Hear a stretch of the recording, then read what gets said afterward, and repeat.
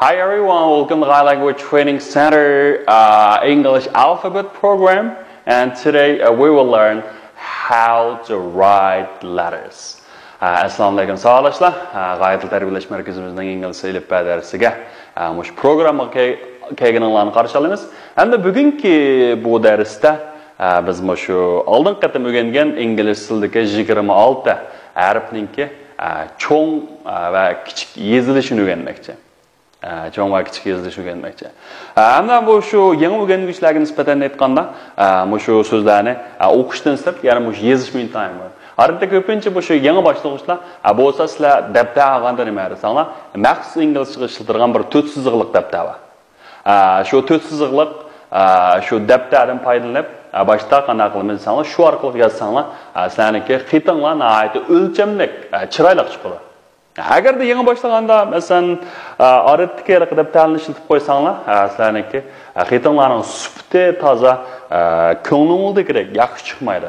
Shunga hamda shu 4 siziqlik daftarga qanday qilganda eng chiroyli holda masalan ingliz tiliniki cho'ng harflar va kichik harflarni yozishni tafsiliy so'zlaymiz. Aniq qaranglar.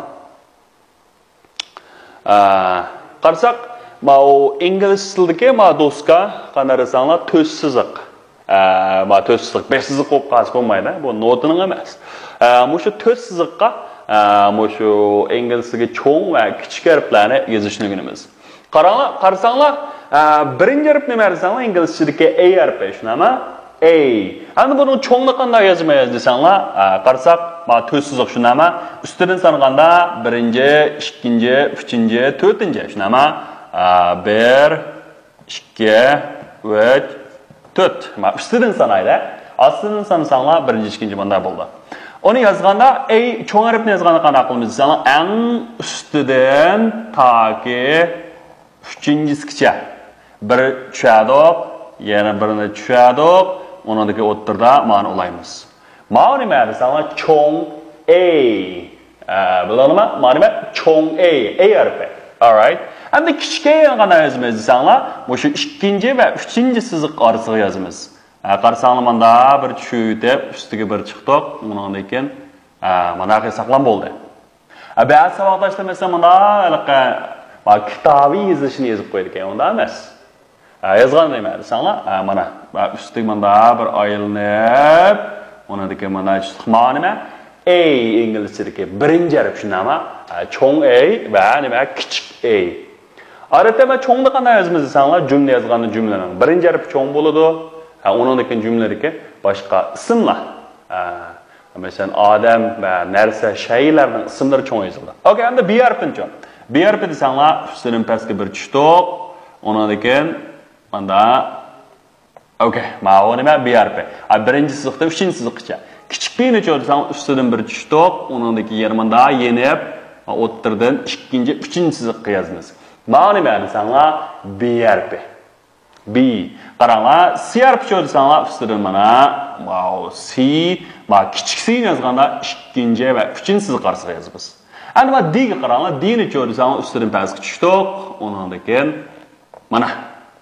Endi mana kichik yozilishiga alohida diqqat qilamiz, D ninki kichik yozilishi qanday desanglar, mana A ga o'xshash avval A qismini bunday yozib olamiz. Endi ustiga birinchi siziq chiqdiq, tushdiq, undan keyin azroq mana qo'riq bor. Görənglar, o D. D-ni yəni, bunday yazıb, üstüge çıxıb, üstüdən düşüb, ona da kemiyyə gerek. O nima? D harfi. Endi D-dən keyinki harf nima desanglar, I. Yaxşı, I. Bu I-ni yazğanda üstündə bir siziq sivətdik üstüge. Görənglar, onun keyin pəskə, ən pəsk düşüb, yəni bir siziq sivətdik. Ona da keyin o'ttirgan nima desanglar, bir siziq çıxsaq, bu nima? I harfi. I. Endi kichikni cho'ng desanglar, kichikni 2-chi, 3-chi o'ttirisiga yozamiz. Mana ko'rdingizmi? Mana nima? I harfi. Undan keyinchi I-dan keyin nima desanglar, F. Shunami? F ni yozganda o'xshashlar nima? Ustiga bir siziq sizdik, undan keyin eng ostiga tushdik, undan keyin o'ttirini tutashtirib qo'ydik. F. Hamda mana kichik F eng qiyin. Bu ko'pincha savodashlar shu kichik F harfi kelganda intayin ko'p xatolaşadi. Bunun yozish shakli qanday desanglar, mana avval 2-chi siziqqa bir siziq solamiz. Ondan keyin tag üstünün mush ostiga tutashtirilgan gap qaranglar. Okay. Mana nima dersanglar? Kichik f. Kichik f. Ama cho'ng f ma bu kichik f, bu shu tagga butun to'liq birinchi siziq bilan to'rtinchi siziqni tutashtirib, to'rtta siziqning hammani tutashtirib qo'yish nima? F. Endi keyingi so'zsanglar G. Endi mana G ning cho'ng yozish qolaydi diqqat qilamiz. Ustiga bunday chiqdik. Undan keyin bunda ba'zi ma'bas kerak, bundan chiqib qo'ydi. Mana nima cho'ng G. Endi mana kichik G ning mana quyruqi mana ikkinchi, uchinchi siziq bo'ldi, mana G ning nimasi. Undan keyin quyruq qanday desanglar, pastga tushdi. Pastga tushdi jina. G harf bo'ldi. Mana jo'qim mana pastga tushirgan ejimi? Okay, E F G. Endi qaysi? H. Endi harf qaysi keldi desanglar? H. H asango deymi? Mana buningki ancha xeyir yo'q. Qo'shishdan chiqdik. Yo'q. Demak endi H. Qaranglar nima? A B C D E F G H. Endi keyingi harf nima desanglar? I. Okay, yani aynı yazganda dikkat qilganimiz, ma cho'ng yazganda, cho'ng'a qanday desanglar, birinchi sinfda, uchinchi sinfgacha. Va kichikcha desanglar, manda chiqdi, ustida bir tal deyman, chekit bor. Ikkinchi sinflar, uchinchi sinf o'rtasida bo'ldi. Ay, shunami? Okay, yani keyingisi nima desanglar, I J. Ma J ning cho'ng'ini yazganda, manda kichik kelganda qanday desanglar, ma asrin darim qilgan gap. Ma nima? J. Okay, J. Onun ikinci desanglar J qaysi harf? K shunami? Bu rejik bola K deb o'qiladi. Bu nima desanglar? K. Endi bu K ning kichigini yozgan alohida diqqat qilamiz. Okay, kichigini yozganim egizligi, meniki o'xshash. Undan keyin kichik kelgan nima desanglar? Meniki ma'o, makina ma'rifni chiqarganda, bu ikkinchisilar, uchinchisi orasida qanday desanglar bo'lish kerak. Okay. K, keyingi so'rasanglar L. Okay. L. Bu L ni yozmak muntazam emas. Ama kichik lekin nima desanglar, ma chiqib qayersa kichikroq bo'ldi. L, keyingi shu M. Okay, M. M deymiz, M emas. M, ma kichikni yozamiz, ha. Ikkinchisilar, uchinchisi orasida bo'ldi. M. Okay, keyingi shu N. Okay. N, ma kichikni o'xshashdan miyaga. Mana. M, N. Okay, M, N. Keyingisi O. Ma kichik va ikkinchi. Demak, kichik ko'pincha ahvolda ikkinchi va qanday desanglar, uchinchisi qarsa O, P. Bular ma P ga alohida ahamiyat beriladi, bolalar. Kichikni yozganda ma quyruqqa nega tushiradi desanglar, ma pastga tushiradi. Ko'ringlar? O, P. Okay, P. Ana bak Q ning o'xshash, ha? Bak Q ni cho'ng yozgan bir tal O ni yozib o'tib, undan keyin miyaga. Okay. Tamam. O, P, Q. Q ning pastga tushadi. Q. Yana birisi R. Okay. R. Bak kichikni yozganda mana ikkinchi sinfdan pastga bir tushib, uchinchi sinfdan ikkinchi sinf bir chiqib, nolay biz qo'ysam bo'ladi. Bu nima? R. Okay, R. Keyingi so'zsanglar S. S harfi. Okay. Nima? S. Kichikcha. R, S. Good. And T. Okay, T.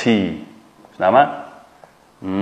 Ma kichikni yozgandami? Mana desanglar, bir tal siziq deb mana qilamiz. T, R, S, T, U. Birinchi siziqdan uchinchisiga tushdik, yana shu birinchisiga chiqdik. Ma kichikni yozganda okay. Mana U shunami? T R S T U V ga gapdi, ha? Keyin gap nima ekan? V. Past uchinchisiga tushdik, yana birinchisiga chiqdik. V. Kichikni yozgandim qanday desanglar, ikkinchi siziqlar uchinchi siziqlar orasida eshib ketmisin, ha? U V W. Okay, ma W ni yozganda, ma o uchinchi siziq bilan birinchi siziq orasida. Kichikka nima desam, o'xshashlar ikkinchi, uchinchi siziqda. X. Ondan keyin nima desam, X. X mana şu xato belgisi o'xshashlar. Endi bak kichik yozish qanday desanglar, o'xshashlar. Ikkinchi va uchinchisi qarasa. X W X Y ma Y ni qatqan birinchi, ikkinchisi shu birinchisidan. O'ningki ma kichikka alaydi sal ta'sirga, kichikka qanday desanglar. Meğer bir yuni yüzvelep, onun ekinden pastga qo'ruq tushadi. Va sen boshqa qo'ruq tushadiganlarni bilmasan, P, shunama Y, onun ekinden nima desanglar Q, onun ekin G, mushlarga alayda diqqat qilamiz. Demak, endi mushu tag 4-chi nimaga tushadi shunama? Eng oxirgisi Z. Z yoki bu nima deymiz? Z deymiz. Sat bo'lib qoldi. Bir to'g'rilab oling. Z yoki nima? Z. Xo'sh, hamsa, mushu harflarni bir qatam o'qib o'taylik, savollashlar. A, B, C, D, E, F, G, H, I, J, K, L, M, N, O, P, Q, R, S, T, U, V, W, X, Y, Z. Alright. Sağlaşlar. Mana bugün mu şu harflarning yozilishini o'rgandik. Bo'lsa sizlar shu o'lchamlik daftar olib, har bir harfni kam deganda 50 qatimdan yoki 100 qatimgacha yozib bir mashq qilsanglar, shu harflar kallangizda nihoyatda aniq bo'lib ketadi. Bo'ldi. Xo'sh, endi keyingi qatimliq darsimizda biz shu ingliz tilidagi tovush xalqaro birlikka kelgan shu ingliz tilidagi transpikiyasi. Okay, masal uzun so'z mandaqcha aytganda shu ingliz tilidagi pinyin-chi desak bekor tushunasiz shunami? Shu xalqaro birlikka kelgan tovushlar sistemasi bor. Shu tovushlar sistemasi o'rganamiz. Bo'ldi. Bugungi darsimiz bu yergacha bo'lsin. See you next time. Goodbye.